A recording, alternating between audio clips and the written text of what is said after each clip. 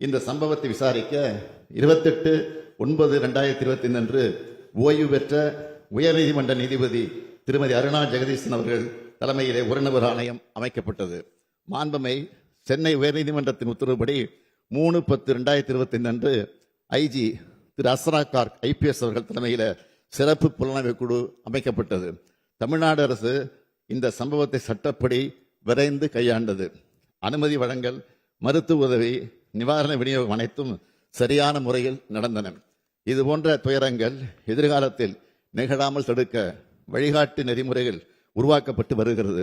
இந்த நிலையில் இச்சம்பவம் குறித்து உச்சநீதிமன்றத்தில் தொடுக்கப்பட்ட மேல்முறையீட்டு வழக்கில் இவ்வழக்கு CBI விசாரணைக்காக ஒப்படைக்கப்பட இடைக்கால உத்தரவு பிறப்பிக்கப்பட்டுள்ளது.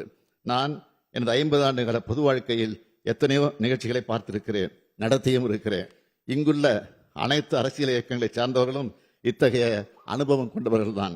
மாநாடுகள், பொதுக்கூட்டங்கள், ஆர்ப்பாட்டங்கள், போராட்டங்கள் நடத்தும் போது அதற்குரிய சட்டத்திட்டங்களும் நெறிமுறைகளுக்கும் பொது ஒழுக்கங்களுக்கும் கட்டுப்பட்டு நடத்தப்பட்டு வருகின்றன. அப்படித்தான் நடத்த வேண்டும். கட்டுப்பாடுகளை மீறும்போது அதனால் பாதிக்கப்படுவது நிகழ்ச்சிகள் நடத்தும் கட்சியினுடைய தொண்டர்கள் தான், நமது தமிழ்நாடு மக்கள் தான். சமூக வலைத்தளங்களில் தேவையற்ற வதந்திகள் பரவிய போது அதற்கு முற்றுப்புள்ளி வைக்க வீடியோ மூலமாக எந்த அரசியல் கட்சி தலைவரும் தன் கட்சி தொண்டர்களும் அப்பாவி பொதுமக்களும் இறப்பதை விரும்ப மாட்டார்கள் என்றுதான் நான் குறிப்பிட்டேன். இறந்தவர்கள் நமது உறவுகள் என்பதை மனதில் வைத்து அனைவரும் செயல்பட வேண்டும் என்று கேட்டுக்கொண்டேன். அது மட்டுமன்றி அரசின் உயர் அலுவலர்கள், காவல்துறையின் உயர் அலுவலர்கள் செய்தியாளர்களை சந்தித்து உண்மை நிலையை வீடியோக்களோடு ஆதாரத்தோடு தெளிவுபடுத்தினார்கள்.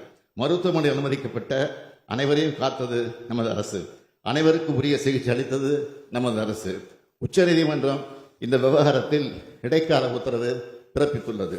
இறுதி தீர்ப்பின் அடிப்படையில் அரசு செயல்படும் என்பதை உறுதியோடு நான் இங்கே சொல்லுகிறேன்.